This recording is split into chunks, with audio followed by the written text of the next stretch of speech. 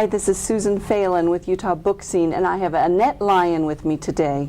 Welcome, Annette. Thanks for coming in. I really appreciate it. Thanks for having me. You have quite a few books here, and I don't think we have them all. How many books have you written? More than 10. I've written actually many, many more, but they're not all published, of course. Of course. I've published over 10, yeah. So which manuscript was the first one published? Was it your first, second, third? Probably about my 7th, something like that. Oh, wow. Yeah. Okay. So I remember one time being at a conference, and I think it was Anita Stansfield. I was at the same table as her, and she said how she had written so many books before it was published. And I remember thinking, wow, that's a lot. And by the time I hit about 6, I'm thinking, no, that wasn't that many. That's just the way it works. Yeah, that's very true in this industry. So now we brought some of your books here. These look like a series. Is that right? Some of them, sort of. No. No, they're not technically a series. I have 4 temple novels. They're based on the old 4 Utah temples, Logan, Manti, Salt Lake, and St. George. So that's the only real connection. You can read them in any order. The only 2 that really have a story connection is the first 2. House on the Hill is the very first one that I did. It's a very pretty cover. Yeah, I love that cover. And the one that came after that takes one character and continues their story. But which you can one read was that? That was at the Journey's End, and we don't have that one here. Oh, okay. So there's even more than this. Yeah, but that one, you can read that one without having read House on the Hill. Okay. And the other ones are not connected at all. They're just cool stories about the time period, the generation after the pioneers got here. Well, these are very pretty books. And would you consider most of your work to be romantic fiction? I would say my earlier work, my first 6 books, all had romantic stories in them, for sure.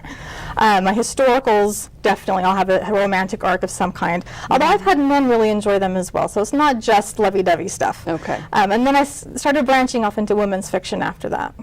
All right, so women's fiction does not necessarily have to have romance in it. No, there may be a love story, possibly, but it's not the focus of And the that book. is actually this one, isn't it? Band of Sisters. Yes, that was my first novel that was specifically women's fiction. Okay, why don't you tell us about Band of Sisters? Yeah, it's basically about 5 women whose husbands are all deployed to Afghanistan at the same time.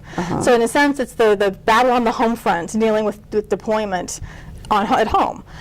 It was kind of inspired by a very good friend of mine. We grew up together, and she happened to move just right around the corner from me. And I watched as she went through a deployment with her husband and was so surprised at how difficult it was in ways she did not expect. And that then sparked me to say, hey, can I talk to you and some more of your Army friends and interview them? And the women basically just needed to be asked the questions. They poured their hearts out to me, and I sobbed reading their emails. And then I fictionalized everything. But it was their experiences and their difficulties turned into Band of Sisters. So what was the most eye-opening to you when you did all that research? I would say the most eye-opening thing is that deployment is not like being a single parent for a year.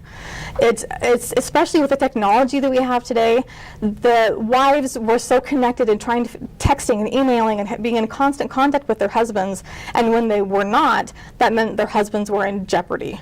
And so it's this constant worry, day and night. Right. Oh, good, there's another text. He's still alive. Yes. So this constant worry. The doorbell goes off, and it's not that it's just the neighbor kid, but your heart just stops for a moment because it could be someone coming to say your husband is dead. It's this constant nagging worry. Someone said, "Oh, I know what it's like. My husband travels a lot for work." Well, he's on a safe airplane and in a cushy hotel. It's not the exactly the same. No, that was the biggest eye opener. Yeah. And this here is a book, Page, that is a series that you wrote with some other... Yeah, it was such a fun project. So 3 of my very good writer friends, Josie Kilpack, Julie Wright, and Heather B. Moore. Okay. We got together and we came up with the idea of doing a whole series of books, but they're parallel novels. So you don't read them in chronological order. You can read them in any order. They take place over the same 4 months.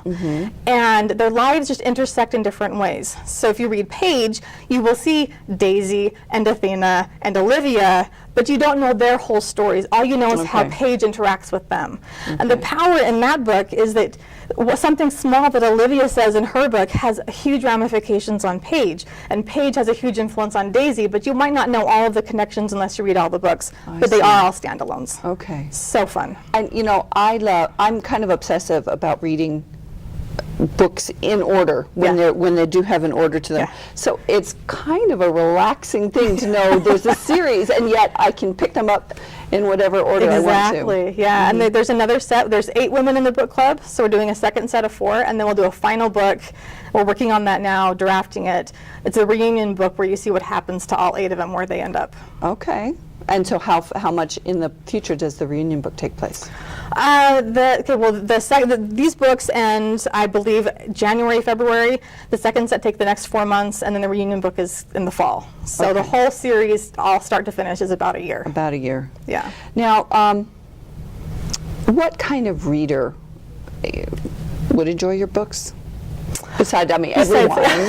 You know, we know everyone. We love them.